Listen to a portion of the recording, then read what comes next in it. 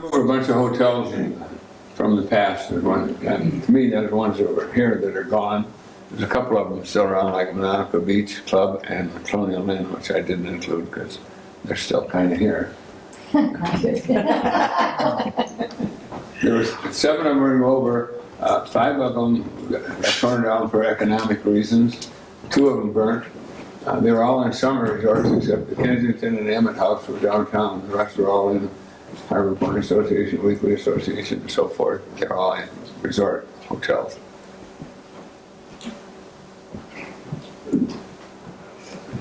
In the early days, most of the resorters came here by boats and trains. This is a steamer, Manitou, which came here all the time. That boat's 303 feet long, it was 42 feet wide, and it ran from Harbor Springs in Chicago and Mackinac Island for 40 years. So, it could bring a lot of people. It's probably the most common boat seen here. It had 126 cabins and a car deck. There's the kind of the layout. Not as big as boats you see in the Caribbean nowadays, but that's what we had here. This is another boat, the steamer Northland. Another popular boat came here. It was built in 1894. It was 384 feet long and 44 feet wide. And that's at the city dock, where the city dock is presently also.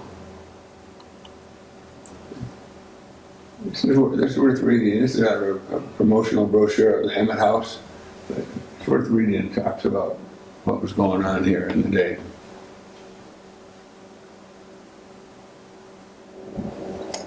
The height of the resort area was from 1880 to 1950. By the 50s, the automobile was kind of taking over. The roads got better.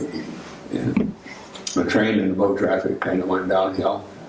People no longer were coming for the whole summer. It used to be they'd come in June and leave after Labor Day, because one of the big reasons they came here was because we didn't have ragweed. We didn't have hay fever problems. Now we have ragweed all over, but they didn't have better treatment for it.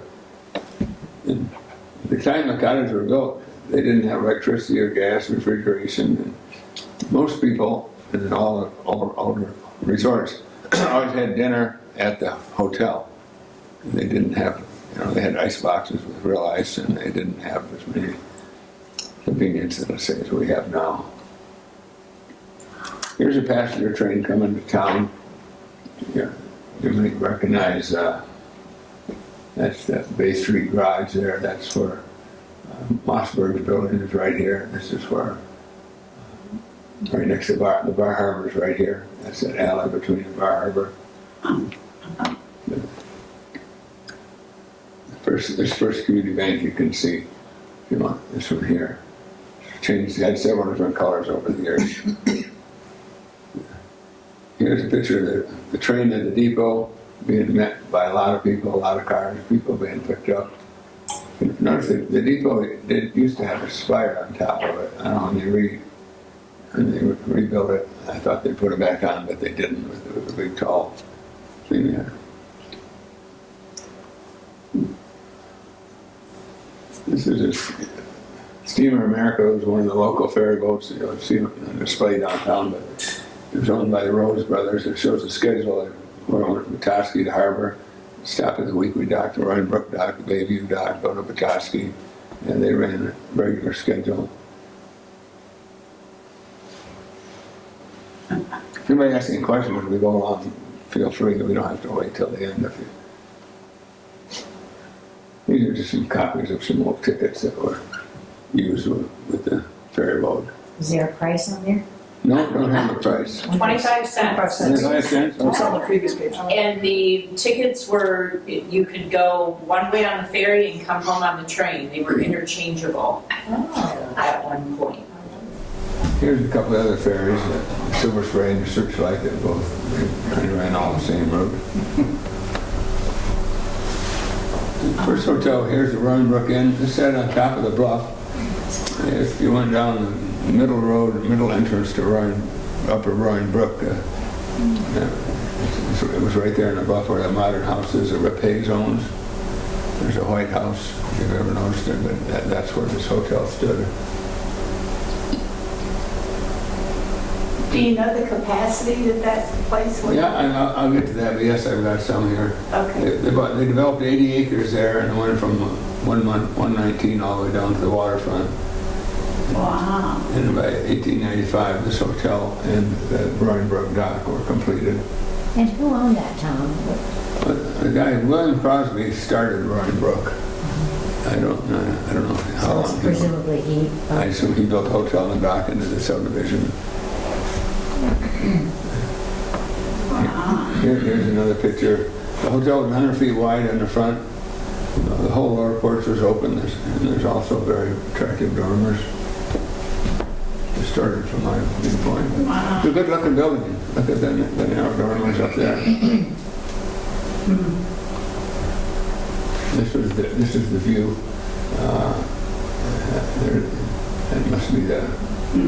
That must be the Wequetonsing dock there. You can see Harbor Point here. So it had a better view. The trees have grown up tremendously. You hardly see the lake from up there now. This was a view from this hotel? Pardon? That was a view from... That was a view from the hotel, yes. Here's another picture of it. Second floor portion, third floor, they changed it. There was a bunch of changes in the hotel. Yeah, they lost those dormers for a shed room. Yeah, they took dormers and sheds, so they did some remodeling. They must have added rooms, I suspect. Those narrow dormers aren't practical except to see out of. And most of the people in the association took their meals in the hotel. This is what it originally looked like. This was the Roaring Brook dock early on. It was on Sylvan Street, if you know where that is, right where you turn on Fern Avenue. And the dock is still there now. They've got to rebuild it to high water. It's raised heck with the main part of the dock. And there's a swimming beach to the left of it, but this was the road going down to the dock. And that's one of the local ferries. Was that a swimming beach even then? Yes. They all had access to the lake. Here's a hotel now with a green roof on it. Still got the dormers. There was a small depot below the hill until 1935 for the trains to stop for the Roaring Brook. And they'd stop all at the Monaco Beach at a little dummy station. And they stopped at Wequetonsing and then they came to town. This is the Roaring Brook Inn dining room.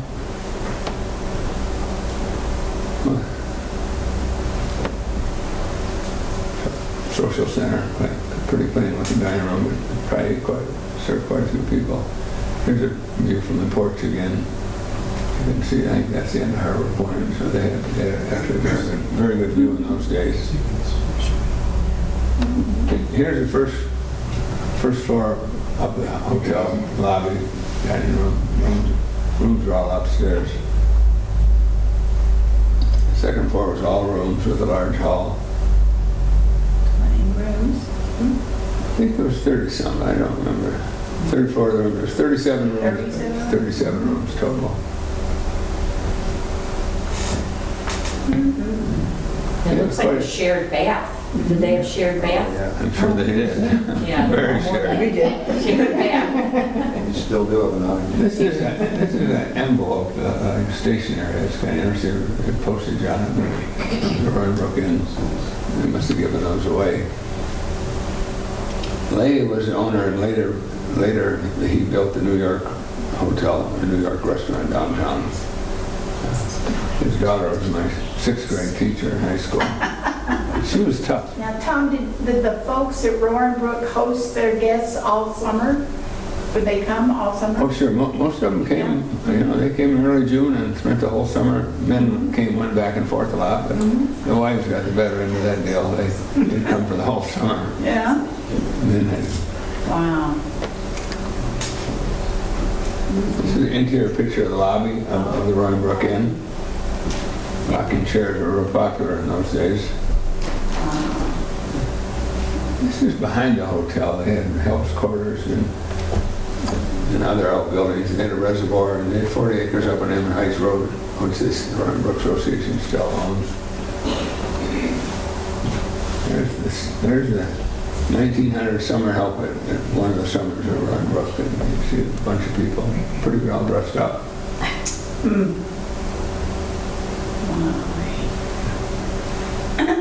There's a menu from 1953, apparently. Prime rib, southern fried chicken. Just what we all like. Nothing's changed, right? That's right, we're all still the same. This is kind of what it looked like after it burnt. It burnt in 1956 in the spring. Fred Rinker owned it at the time. They never did figure out why it burned, but it wasn't open at the time, and it was in April. So total fire must have been probably electrical, or Wow. somebody else set it for insurance purposes. You never know. Do any of the outer buildings, do you know if any of the outer buildings burned at the same time? I don't know. Sad. The second hotel is the Kensington Hotel. This was a very large hotel. It was the only four-story building we ever had downtown. Where the picture is, there's the picture. This sat right across the street from the Bar Harbor.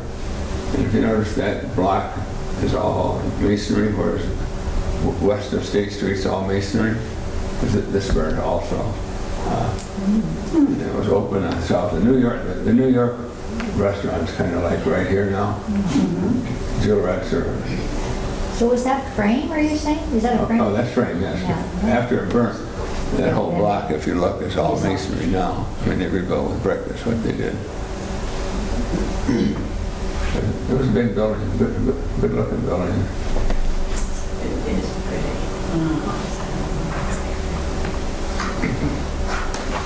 Built in 1882. This had several names. There was builders of Lake Park Hotel, then there was a Parkview Hotel, then a Baby Hotel, then the Kensington, and then the Dewey. It was built, I think, in 1882 or thereabouts. It was only there 18 years. It burned in 1899, I believe. What's that, Sarah? Here's a picture from the water. You can see how big it was. Oh, wow. There's the church. Wow. It's a pretty busy day on the waterfront. It must have been 4th of July or something. There were people all over the place. It must have been a blessing. Yeah, but, oh, this was the earlier blessing. That's where you got the idea, right? Here's a picture from the bluff. This shows, you can see the bank building here, and here's the Kensington there. Wow, look at that.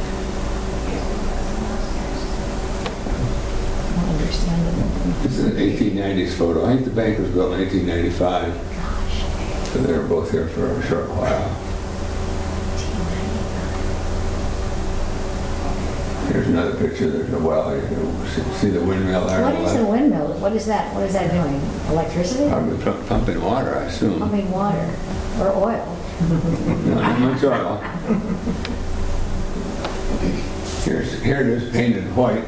It's now the Hotel Dewey. The second and third floor, they added balconies and porches. Did it sell when it changed names? Did it sell to a different I owner? believe it's saying, because when I went to the Dewey, the last Dewey was he managed the Harbor Point Clubhouse, but he must have bought this along the way and changed the name when he left there.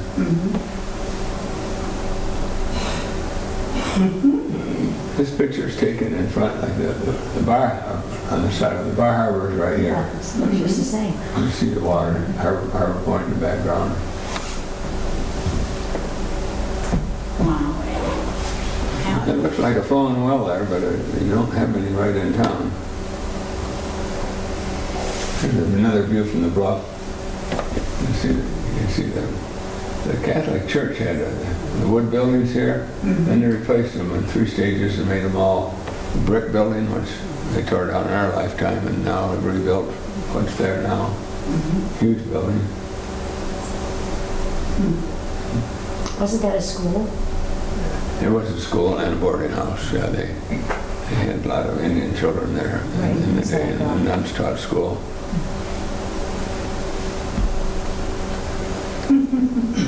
There's a picture from the water. Wow. Looks like an early spring. Sure looks like snow up there. But it was a big building. Yes, it was. Wow. can see, I should be able to see the original high school. Must be right. I can't see it there. Right there. These are the docks. The lumber company down where Harbor Point playground was a lumber mill, and then they had a grist mill there also. There's a picture of the waterfront. The waterfront came right up to Bay Street. Everything south of Bay Street's all fill, where the tennis courts are, harbor master's office. The depot was actually was built over the water. The depot was built on spiles. And they never had there was no foundation. It was built on spiles like a dock. The water came right up underneath it. But if you look at the train station, the depot, all depots, they have that little bay window. Everybody know what those are for? Huh? Those are for when you could look up or down the track, see the trains coming without going outdoors. And if you notice, the train used to come in on the north side of the depot, right on Bay Street. And then as they filled, the depot came in, or the trains come in on the south side of the train station. That's why all train stations have that little bay window. Just practical. There, so it's really pretty close, a lot closer to the water than what it would be today. There's some of your ferry boats that are around.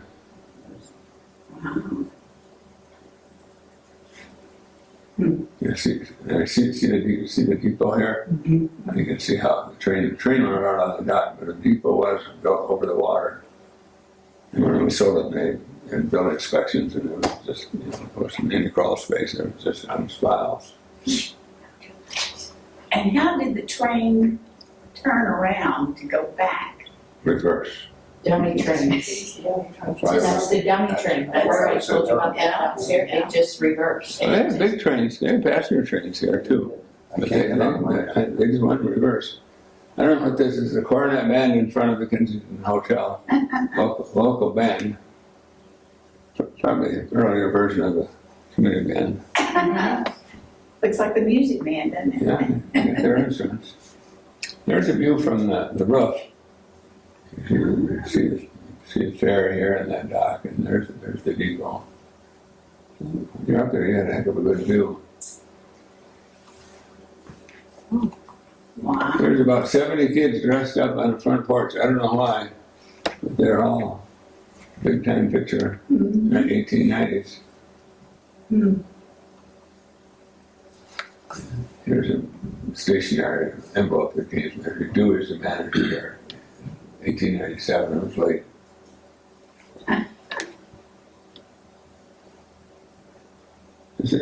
Dewey was manager of the clubhouse at Harbor Point, made $300 for the season. And he bought the Kensington and named it after himself, which seems obvious. There's the hotel, Fort Burnt. See that little spruce tree there? That's that little spruce tree right there. All right. That's a complete loss, wouldn't you say? I mean, it didn't have much plumbing or any metal. There's nothing left of that. Nothing but that foundation wall right there.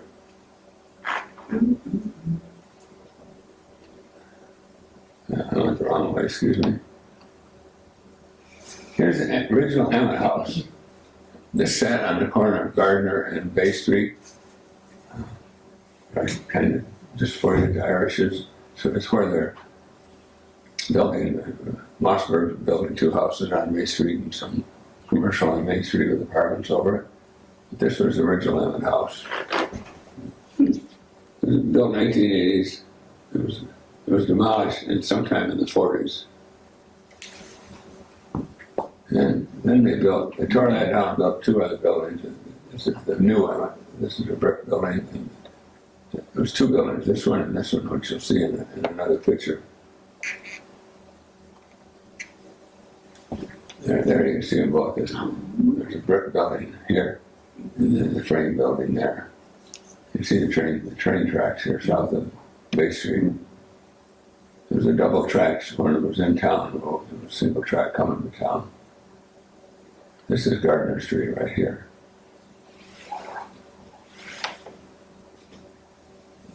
There's a picture from the water. Here's the two buildings. This anchor house is still here. Yeah. And this house is still there.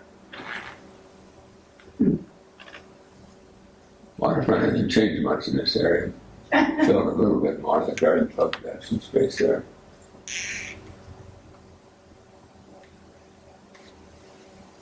So worth reading this. It's got some good information in it. This is from a 1914 New Emmett Annex brochure. Mentions our hotel had dining room seating capacity of 200. Big dining room. Electricity in all rooms. Class, right? Times change. Fresh and clean. I remember something the other day. I was walking the beach in Goodhart. When I was a kid, they didn't have any electricity up the shore. And when they put the electricity, they ran it right down the beach.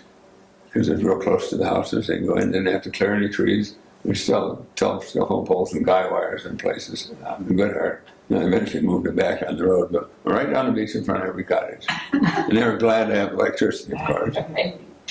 The cuisine is unexcelled by skilled mechanics. Now we just have a bunch of restaurants with world-class hamburgers. Famous hamburgers. Right. They all seem to have them, don't they? Dining room only. Every seat have a view. They're the two big buildings. The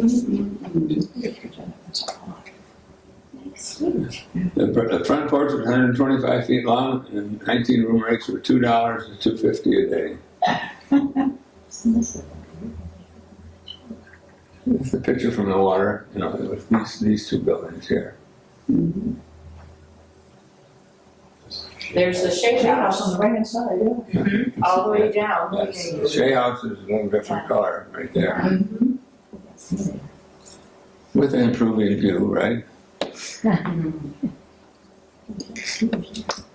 Of course, it's late. It doesn't look like there's much snow around, packed on the road, but you sure don't see any other snow. Oh, they changed clothes. There's a local band. If you look at a bunch of the names, you could recognize all people's names with that. It was taken in front of the Emmett House, or the new Emmett it was called at this point.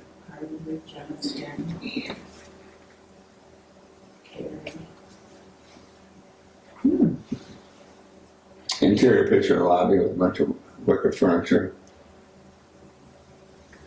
Just the same. There's a nice view of Harbor Point from the porch. Would have been real pretty in the day. This here's the Forest Beach Inn. If you ever been driven down on Forest Beach, people driven down there, there's a middle of the place, there's a park. Oh, yeah. And that's where the hotel was. So that was taken down purposely, didn't you? Yes, this was torn down. A couple of owners in the association bought it in the 40s and tore it down. It's been vacant for quite a while. It's just past the Harbor Point golf course. So are you saying that's where the tennis courts are now? Yeah, the one tennis court is on part of it. Some of the tennis courts back towards town, but the tennis court is quite new, but that's where it was. It's real close to the water. Yeah. It was called Emmett Beach then. Pine Trail and Forest Beach were the same. They're a subdivision called Emmett Beach. And I forget in the 40s or 50s, they kind of separated them. There's a Pine Trail Association and a Forest Beach Association. They're the same subdivision. This is a dirt road going down to Forest Beach. Sidewalk on the side.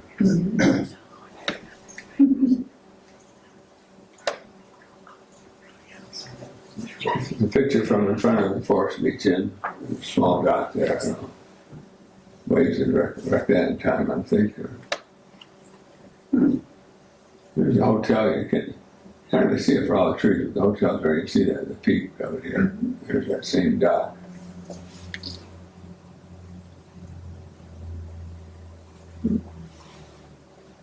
There's another picture from the water. It sat about 60 feet from the water, and they had 48 rooms, and their dining room would also seat 200. So did a lot of local people go to these inns to eat? I guess so, because Forest Beach only got like 19 or 20 cottages. That's a lot of people to it. I don't know where they got 200 people, but they must have. Here's the east end of the hotel with a car there. Wow. That was a big facility. Tough building to take a picture of. This shows how close it really was to the water. Again, with the trees here. You can't hardly see it, but it's there. That beach doesn't look like that today, I'll tell you. Yeah. Yeah. The Seixers must have really done bad things to that beach. High water is kicking the heck out of lots of people. This is the east end of the inn again.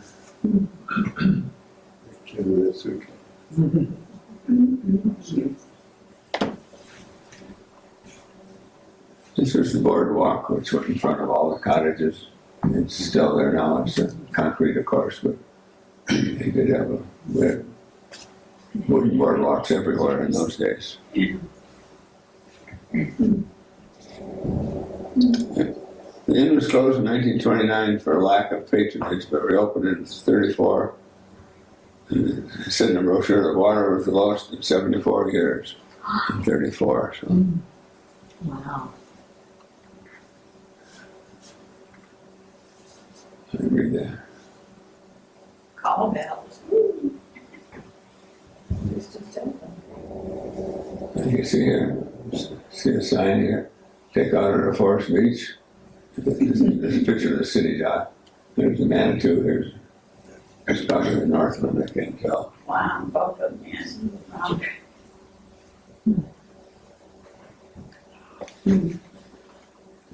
Here's some kids all dressed up to go to the beach. Oh, my. Didn't need suntan lotion, did you?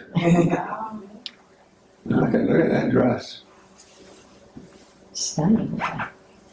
Sunny day at Emmet Beach. Huh. Oh, my. Yikes. Here's another. The hotel had been run down, neglected until the early 40s. It was purchased by John Rowe and George Woodward, who both had cottages in Forest Beach. They raised the hotel in 43 and gave the property to the association to make it a park. And so they did everybody a favor, I think. This is the Wequetonsing Hotel. This is the original hotel, built in 1880, and it was raised in 1967. So Everyone that was knows where that area is, don't you? The kitty corner from the Wequetonsing dock. So that was purposely taken down as well? Yes. I always thought it burned. No. That's where the croquet court is, isn't it? Yes. Yeah, there's a little drinking fountain. Yeah. It really helped those cottages that backed up to it. They all got porches and remodeled back so Also. they see the lake. And the only two that burnt were the Kensington and the Roaring Brook Inn. The rest were torn down. Okay. This is the original. Look how little the trees were in those days. But this is the early picture. So you see the dock is wooden and the hotel's right there. You know, this is their swimming beach now. No cottages. Yeah, there were cottages on left and right.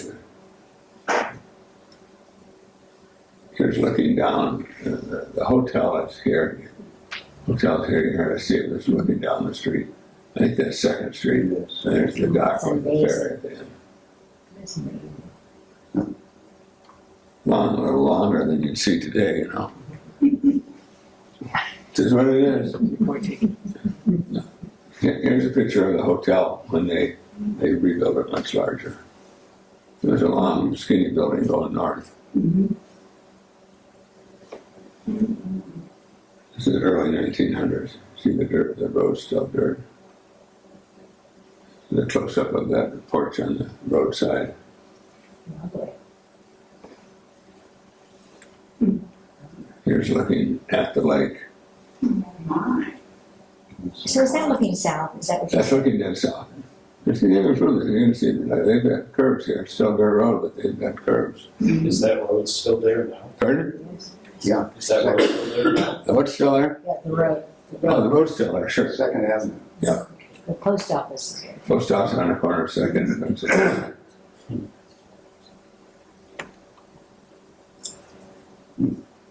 then There's a close-up of the porch on 2nd Avenue. People spend a lot of time on the porches more than. This is from the front porch of the hotel looking down at the dock and the ferry. Gosh, it looks steep. Yeah, it isn't, it's about 10 or 15 feet maybe.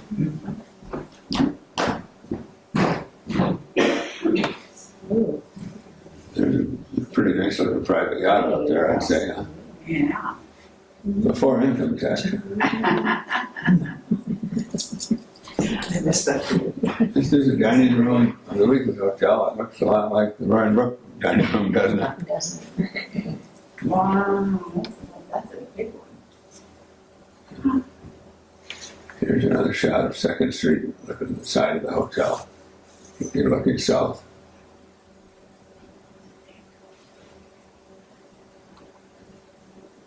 It's kind of the same looking south, but you can see the ferry boat at the dock.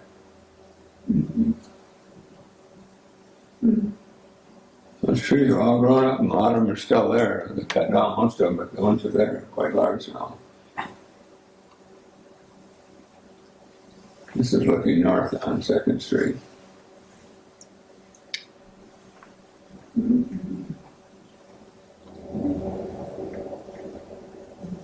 There's the hotel. Big advertising here at the hotel there. Totally wooden dock. It's unusual to see railings on both sides. But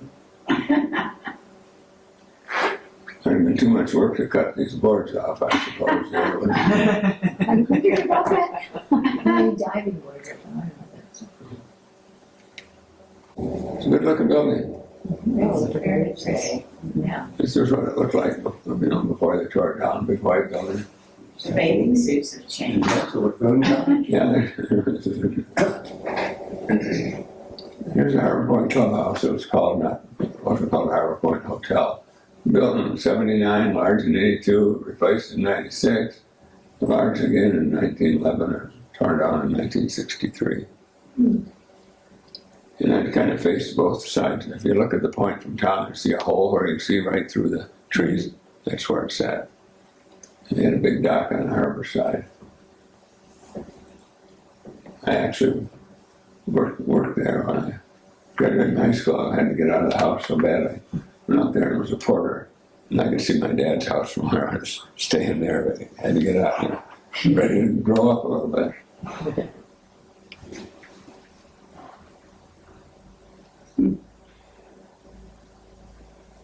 This is the first clubhouse. This had 22 rooms. It was built in 1879. And later on, it looked like this with a mansard roof. Later on, they changed that also. It was much larger in 1896 when this photo was taken. Here it is where it's painted yellow.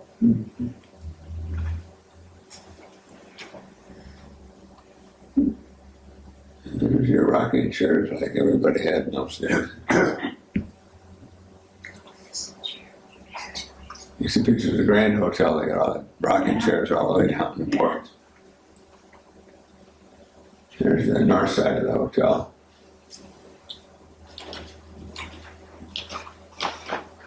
Here's the layouts. If you're big dining room here. And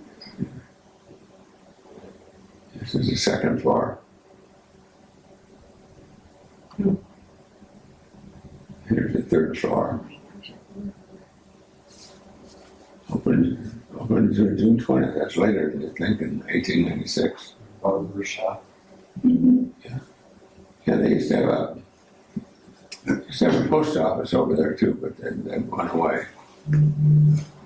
That was in the casino next door. It was a big building. There's these plans show 53 rooms. There's the clubhouse dock. Before there was a roof on it with a ferry at it. This would be early 1900s. That's the Steamer America there. There's the dock again, with pretty common day to be tied up to the dock with your sails up. They sure dressed up in those days, didn't they? This is from the south, looking at the south end of the hotel in Auburn, angle to the left. This is what this is. It's got a flatter roof or doesn't have a management roof anymore. It's a full 3 stories. This is facing the north side. And here's the charges they had their rate plan with. We've had inflation since then, I Yeah.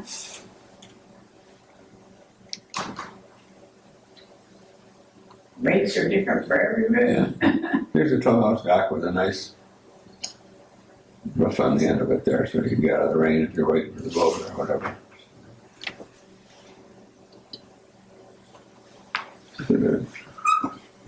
Virginia's photo. So this was the late 40s, early 50s. I'm just showing. This was the south end we're seeing here. Here's a picture from the water. It's really good looking from the water. This is the south end. The dining room was here.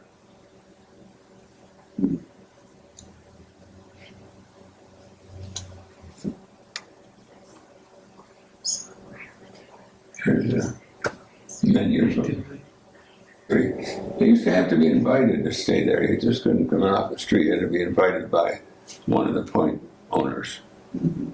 Yeah. People quit coming for the whole summer as much as they did. It was nice to come the whole summer and you only have to rent the room once. Here's another view from the south side, from the lakeside or bay side they call it. This was taken just before they tore it down.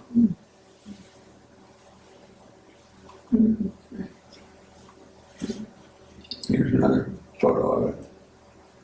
It was a good looking building, I thought. Just use the same lamps along the side. Here's the guys that tore it down there. George Rose was the head of that. He lives up just south across the village now. Took him 93 days to tear it down. This is the dining room here. You can see all the tables and chairs up. This is George right here. Well, did they tear it down because it wasn't used anymore? Yes, I think it lost money and they got tired of paying the bills, I believe. Probably kept losing more and more, I suspect. Upkeep on a building like that would be substantial also. Yeah. Here's a picture on it. It's kind of getting torn down a little bit there. That's very sad, isn't And there's some chimneys. it? Wow. This hotel here's a Ramona Park Hotel. Oh, They added on to it. This was the original hotel. These steps were quite impressive going up to it. They had a bar restaurant downstairs. It was built in 1908. They put a big addition on in 1929 and torn down in 94. Isn't the casino at the end? Gambling? No, well, they had it, but it was a separate building.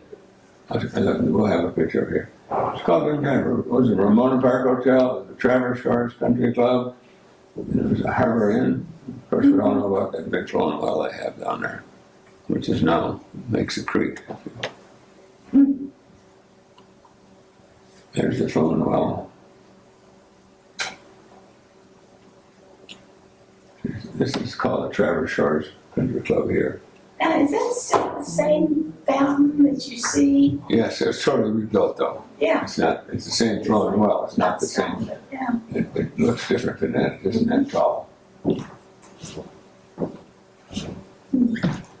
Here it's under construction, being built. This was in 1908. And when they were done with this, Oh, it looked my. like that. They added on over here at a later date. I think they added on this way some too. Oh, my, isn't that beautiful? The orange roof, I think that's why the Bay Harbor Hotel is an orange roof, because it was a real landmark. If you're on a boat, you can see that orange roof everywhere. Wow.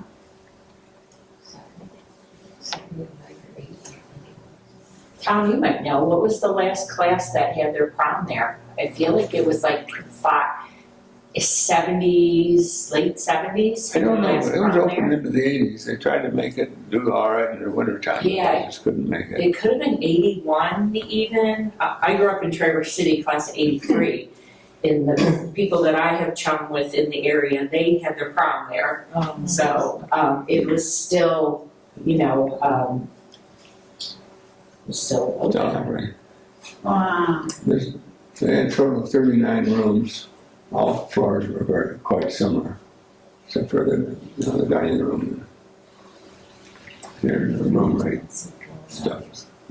9, 10, pretty cheap to stay there then, but $1 was worth a little bit more. Here's an early postcard showing how close it was to the water. So that was really smaller than the other ones, 39 rooms, you said? Yeah, but we're not done. It was, Oh. I guess that's not. here, this is the lounge and the dance floor in the lower basement level. Yeah, they were known for their entertainment.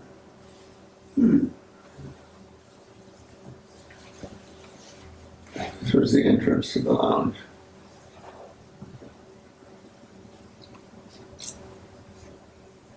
They're pushing the subdivision here. They were selling lots.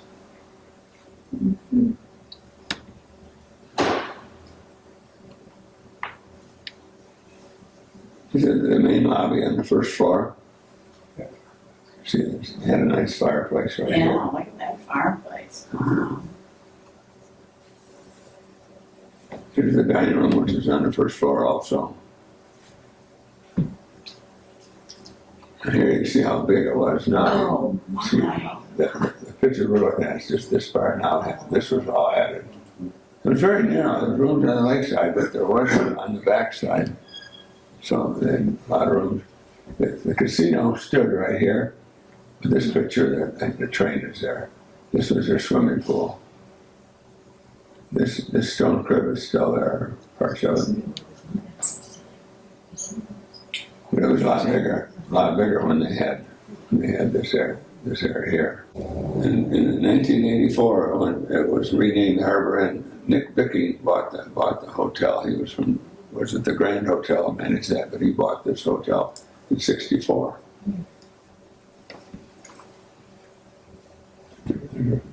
It shows how big it is there.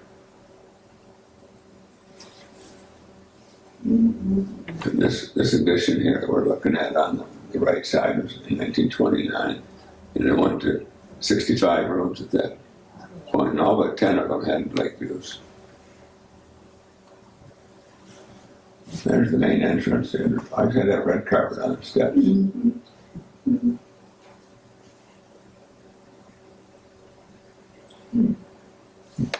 Big building. Yeah, beautiful. There's a swimming pool.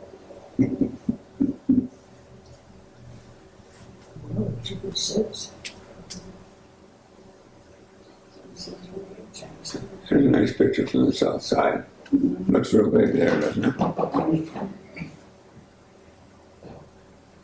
Here's a better picture of the fireplace in the lobby. Oh, my. It's like a weather vane. Yeah.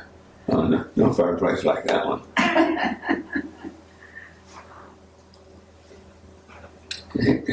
Here's where the ferry boat came down to that dock. And this was the casino that they gambled in. It was back right by the railroad tracks. So it was gambling? Yes. It was gambling. Were all the casinos, like in Harbor Point Harbor Point never had gambling. No, they just call it the casino. and Weekly? Was that gambling? We never had it either. No, just They here. called it I believe what happened here, Al Gerhardt, who had the Manitou Club, he bought this and tore the casino down.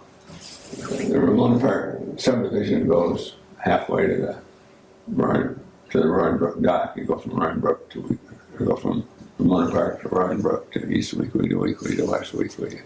Did they ever sell the lots there? Did they ever sell They lots? sold lots, right? There's a whole bunch of lakefront lots and back lots never sold so well. There's back cottages.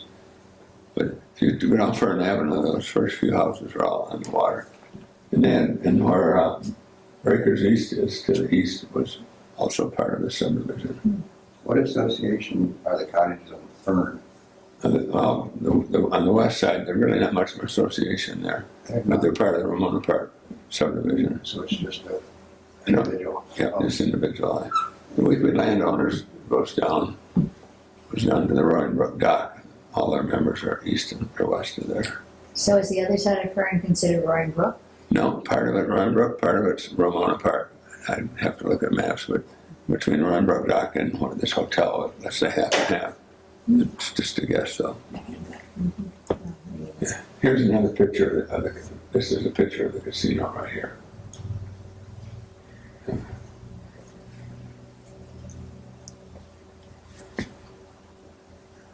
Here's another picture after they added on and changed it. There's a pretty big building here.